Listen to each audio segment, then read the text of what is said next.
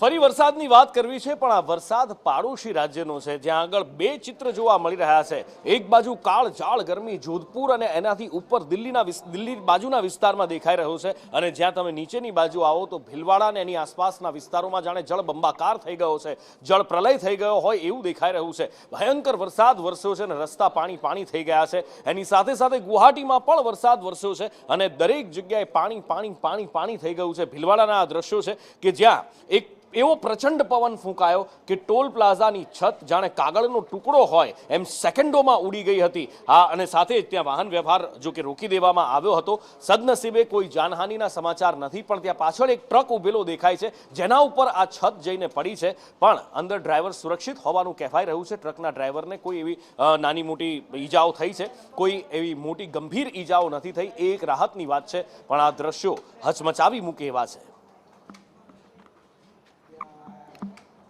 અને આ બાજુ ગુવાહાટીમાં પણ વરસાદ એવો વરસ્યો કે આપણે જેમ ગુજરાતમાં જોવા મળે છે, રસ્તાઓ પાણી થઈ ગયા હોય એવો જ વરસાદ અહીંયા પણ વરસ્યો છે। ગુવાહાટી છે એક તરફ અને એક બાજુ રાજસ્થાનનું ભીલવાડા છે। ભીલવાડામાં આખું ગોરંભાયેલું વાતાવરણ દેખાઈ રહ્યું છે અને વિઝિબિલિટી જાણે કે શૂન્ય થઈ ગઈ છે, અને એટલો પ્રચંડ પવન, વરસાદ પણ એવો, અને એ પવન એટલો પ્રચંડ, પવનની ગતિ એટલી ભયાનક હતી કે ટોલ પ્લાઝાની છત ઉડાડી અને એક બાજુ ફેંકી દીધી, કેટલાય ફૂટ દૂર ફેંકી દીધી હતી। વધુ માહિતી સાથે અજય જોડાયા છે। જી અજય।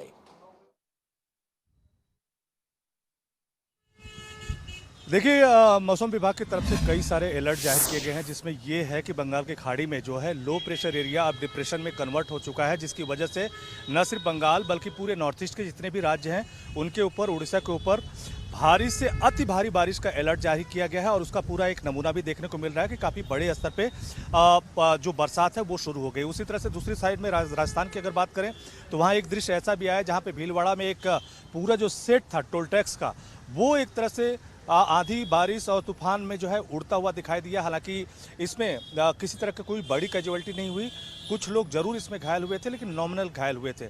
लेकिन मौसम विभाग की तरफ से कहा गया है कि साउथ इंडिया के जितने सारे राज्य हैं वहाँ पर भारी बरसात चल रही है और आने वाले समय में 2-3 दिनों होगी, लेकिन अभी पूरा फोकस जो है वो नॉर्थ ईस्ट में है, क्योंकि जो लो प्रेशर का एरिया बना हुआ था वो डिप्रेशन में कन्वर्ट हो चुका है और उसका असर भी पूरे नॉर्थ ईस्ट के राज्यों में, खास करके बंगाल और उड़ीसा में भी देखने को मिल रहा है। जी बिल्कुल अजय, आप जहां से अभी लाइव दे रहे हैं, हम आपके पीछे देख रहे हैं, तेज हवाएं चल रही है, ऐसा महसूस हो रहा है, जो पीछे बेल पत्ते हिल रहे हैं।